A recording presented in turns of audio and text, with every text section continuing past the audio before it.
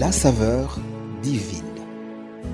Cette bonne nouvelle du royaume sera prêchée dans le monde entier pour servir de témoignage à toutes les nations. Alors viendra la fin.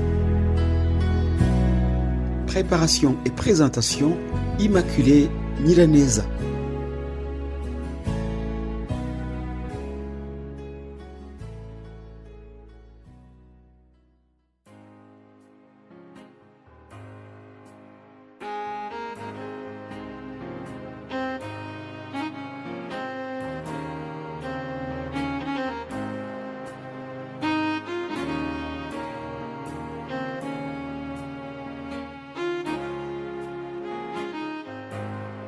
Ma très chère famille Saveur Divine et vous tous mes très chers auditeurs, vous êtes les bien-aimés de Dieu. C'est au nom de son Fils Jésus-Christ que je vous adresse mes salutations ce jeudi 19 novembre. Je bénis l'Éternel pour vous tous qui m'écoutez et pour le bien que ces messages vous apportent. Je rends grâce à mon Dieu, spécialement pour cette date d'aujourd'hui, car il y a 27 ans qu'il a béni ma famille proche en nous accordant notre deuxième enfant. À Dieu soit la gloire, car il prend soin de nous tous. Je remercie également toutes les personnes qui m'encouragent par différentes manières. Écoutez la promesse de Dieu pour vous au travers ce psaume 115, 14 à 15.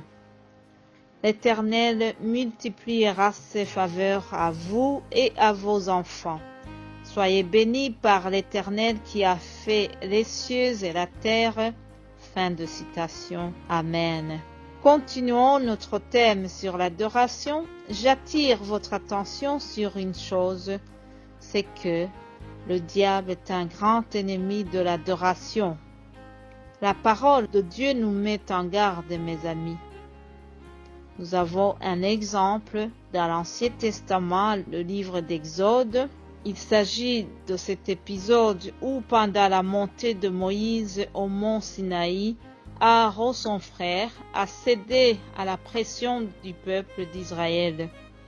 Il a rassemblé leurs bijoux à leur demande et en a fabriqué un veau d'or, une idole, inspirée de celle des Égyptiens, malgré l'interdiction du troisième commandement du Décalogue. Lisons ce passage. Le titre c'est « L'idolâtrie du peuple ». Le peuple, voyant que Moïse tardait à descendre de la montagne, s'assembla autour d'Aaron et lui dit « Vas-y, fais-nous un Dieu qui marche devant nous, car ce Moïse, cet homme qui nous a fait sortir du pays d'Égypte, nous ne savons pas ce qu'il est devenu. » Il les reçut de leurs mains, jeta alors dans un moule et fit un veau d'or en métal fondu.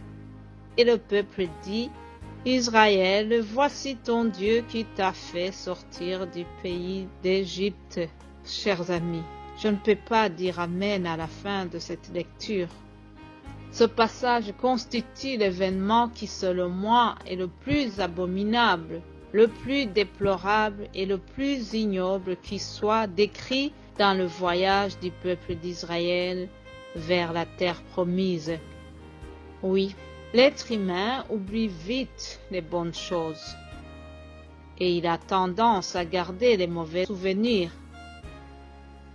Ainsi, suite à la vie dans le désert, le peuple d'Israël a vite oublié que l'Éternel les avait délivrés de l'esclavage en les faisant traverser une mer fendue en deux. Mon frère, ma sœur, faites très attention. Lorsque dans ta vie tu passes par une situation du désert, n'oublie jamais les miracles que l'Éternel t'a fait précédemment. Que les tribulations ne te poussent pas à l'adoration des idoles modernes.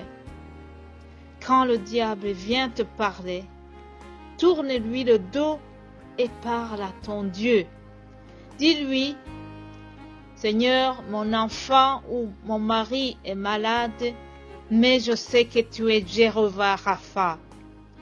Seigneur, je n'ai pas d'argent, mais je sais que tu es Jéhovah Jireh. Seigneur, je suis combattu, mais je sais que tu es mon bouclier. Alléluia. Bien-aimé de Dieu, c'est sur cette déclaration que je vous quitte et je vous retrouve demain pour une autre saveur divine. Passez une excellente journée. Amen. La saveur divine. Cette bonne nouvelle du royaume sera prêchée dans le monde entier pour servir de témoignage à toutes les nations. Alors viendra la fin. Préparation et présentation, Immaculée Nyiraneza.